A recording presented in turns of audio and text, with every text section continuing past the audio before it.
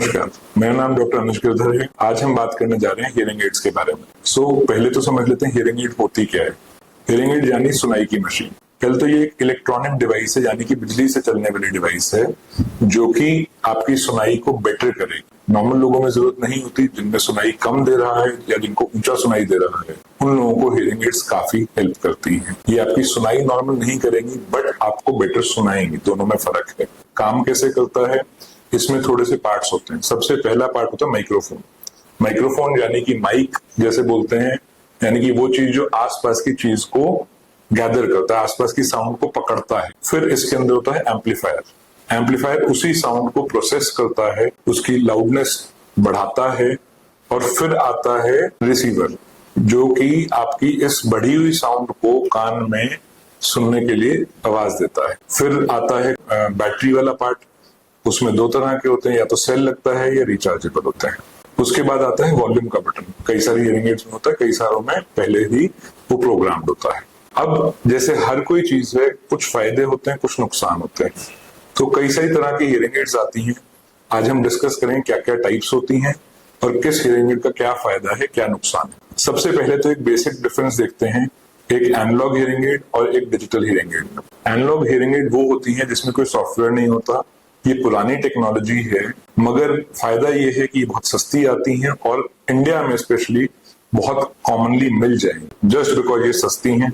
नुकसान ये है कि ये एक लाउड स्पीकर की तरह होती है, इसमें कोई सॉफ्टवेयर तो है नहीं। तो सिर्फ आपका वॉल्यूम का बटन होता है कि अगर आपको 20% का लॉस है तो 20% आपने वॉल्यूम बढ़ा लिया, तो जो उसका माइक रिसीव करेगा वो कान में 20% बढ़ा के दे देगा। मगर नुकसान ये है कि ये अलग अलग फ्रीक्वेंसी पे अलग अलग इंप्रूवमेंट नहीं कर सकता है। उस चीज के लिए सॉफ्टवेयर चाहिए होता है। वहां पे आती है डिजिटल हियरिंग एड्स। दूसरी चीज नुकसान क्या होता है कि हियरिंग एड में बहुत सिंपल सी बात है कि वो बाहर की आवाज उठा के अंदर ऊंची वॉल्यूम पे दे रहा है। तो कई बार क्या होता है कि फीडबैक लूप शुरू हो जाता है, जिसका मतलब ये है कि जो आवाज उसने अंदर दी, मशीन वही आवाज फिर से उठा के फिर और वॉल्यूम बढ़ा के अंदर देती है, जिसकी वजह से फीडबैक की वजह से सीटी की सी आवाज आती है। ये प्रॉब्लम एनालॉग हियरिंग एड्स में बहुत ज्यादा है। जो लोग कहते हैं मशीन की आवाज आती है, इरिटेशन रहती है, वो इसलिए रहती है। डिजिटल हियरिंग एड्स में इस चीज के लिए स्पेसिफिकली सॉफ्टवेयर्स हैं जो अपनी खुद की दी हुई आवाज को पहचान लेते हैं और उसको कैंसिल कर देते हैं। दूसरी चीज डिजिटल हियरिंग एड में बहुत इंपॉर्टेंट चीज है, वो फर्क कर सकता है कि नॉइस यानी कि शोर क्या है और आवाज क्या है। तो अगर कहीं भीड़ वाली जगह पे हैं तो एनालॉग हियरिंग एड वहां फेल हो जाती है। अगर कई सारे लोग बात कर रहे हैं तो एनालॉग हियरिंग एड फेल हो जाती है। डिजिटल हियरिंग एड के उसमें रिजल्ट्स काफी बेटर है। अगर कहीं बैकग्राउंड में ट्रेन का शोर आ रहा है, कहीं पे कंस्ट्रक्शन का शोर है, तो डिजिटल हियरिंग एड वो चीज समझ सकती है और जितनी बेटर सॉफ्टवेयर होगा, जितनी बेटर हियरिंग एड होगी, वो उन सारी चीजों को फेज आउट अच्छे से कर पाएगी और आपको सामने जो इंसान बोल रहा है उसकी आवाज बेटर सुनाई देगी। हम एनालॉग नहीं डिस्कस करेंगे, हम डिजिटल हियरिंग एड की डिस्कस करेंगे। फिर आते हैं डिजिटल हियरिंग एड किस किस टाइप की आती है। सबसे पहली आती है बिहाइंड द ईयर, यानी कान के पीछे वाली। वो ऐसे डब्बे में आएंगी और इसके अंदर जो 3 मेजर पार्ट्स हैं, माइक्रोफोन, प्रोसेसर यानी कि एम्पलीफायर और रिसीवर, तीनों इसी में है। ये कान के पीछे लग जाती है और इसके अंदर आगे टिप आती है। ये सिर्फ प्लास्टिक का पार्ट है। टिप आगे कनेक्ट हो जाती है और टिप कान में ऐसे लग जाती है, तो इससे हमें आवाज सुनाई देती है। ये one of the best hearing aids में आती है। क्यों? क्योंकि जिन लोगों में सुनाई 70, 80, 90% भी डैमेज है, उनमें ये सबसे ज्यादा कामयाब है। अगर अपनी सुनाई कम डैमेज है तो हम बाकी डिवाइसेज यूज कर सकते हैं।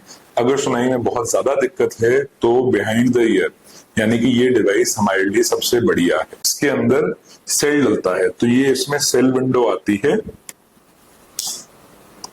इसमें से सेल डल जाता है। सेल डलने के बाद इसको हम यूं बंद कर देते हैं और इसको कान के पीछे लगा सकते हैं। ये अपने आप ऑन हो जाती है। तो इसके प्रोज एंड कॉन्स डिस्कस कर लेते हैं। सबसे पहले तो फायदे ये हैं कि ये ज्यादा ड्यूरेबल मशीन है, ये पक्की मशीन है। दूसरी चीज, ये काफी पावरफुल मशीन है। तो जिनमें प्रोफाउंड हियरिंग लॉस है, यानी कि जिनमें काफी ज्यादा हियरिंग लॉस है, उनमें ये मशीन्स काफी ज्यादा कामयाब हैं। तीसरी चीज ये है, ये सारे एज ग्रुप्स में दी जा सकती है, स्पेशली बच्चों में भी दी जा सकती है, बच्चों ने गिरा दी, कहीं हाथ लग गया, तो उस केस में ये ज्यादा ड्यूरेबल मशीन्स हैं। नुकसान क्या है कि पहली चीज तो ये बाहर दिखती है पीछे क्योंकि बड़ी मशीन है। दूसरा नुकसान ये है कि जब चश्मा साथ में लगाते हैं तो कई लोगों में ये अटकती है, वैसे धीरे धीरे करके आदत पड़ जाती है। फिर आती है दूसरी मशीन जो इससे थोड़ी बारीक है, that is called receiver in the canal या RIC। तो इसके अंदर क्या है, सिमिलर सी मशीन है, ये ऐसे बॉक्स में आती है, ये चार्जिंग बॉक्स है, इसके अंदर ये जब हमने निकाल ली तो ये अपने आप एक्टिवेट हो जाएगी। इसके अंदर मेन मशीन पीछे है जिसमें माइक्रोफोन और एम्पलीफायर है, और आगे जो है इसके अंदर सिर्फ रिसीवर लगा हुआ है। तो इस मशीन की क्लैरिटी एज सच बेटर है।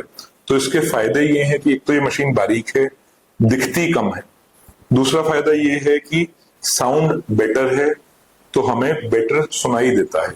नुकसान ये है कि उतनी पावरफुल मशीन नहीं है, तो अगर हमारा हियरिंग लॉस बहुत ज्यादा है तो हमें उतना अच्छा नहीं सुनाई देगा। तो सीवियर और प्रोफाउंड हियरिंग लॉस में ये मशीन उतनी कामयाब नहीं है। ये इसमें वापस लगाने से चार्जिंग वापस शुरू हो जाती है। इसके बाद आती हैं वो हियरिंग एड जो कान के अंदर आ जाती है, पूरी पीछे कोई पार्ट नहीं होता। उसमें आती है सबसे पहले इन द ईयर, ये ITE hearing aid. In hearing aids में सबसे बड़ी है, तो इसका फायदा ये है कि इसके अंदर बड़ी बैटरी डल सकती है, थोड़ी लॉन्ग लास्टिंग होती है, बट क्वालिटी वाइज जो आपके कान के पीछे लगती हैं उनकी साउंड क्वालिटी बेटर होती है।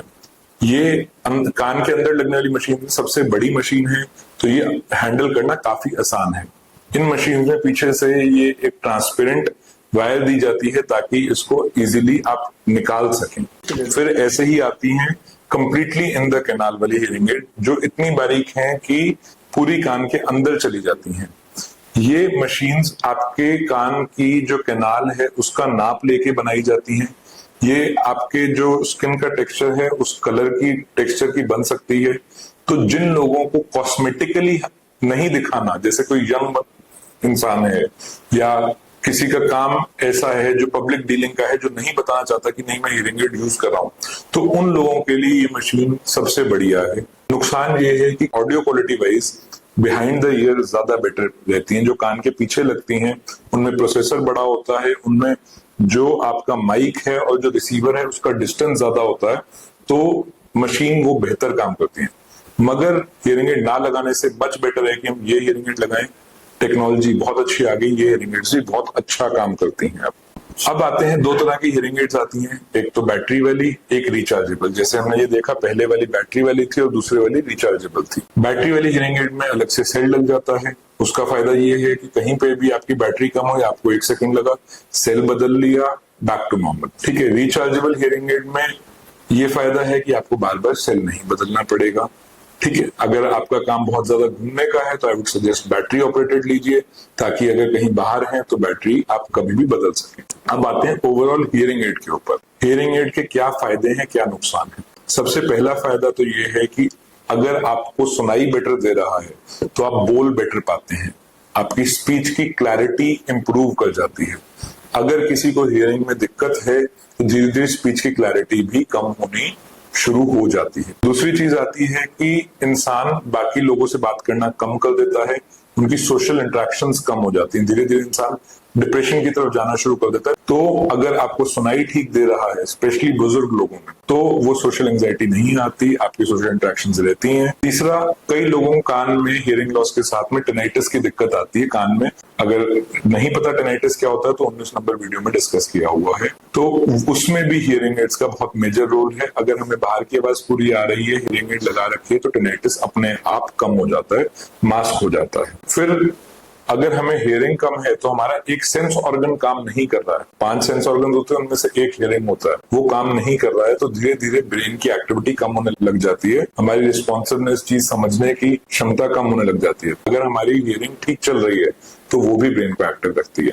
ये तो हो गए फायदे। अब आते हैं नुकसान पे। नुकसान में सबसे पहला तो ये है कि थोड़ा एडजस्टमेंट पीरियड चाहिए।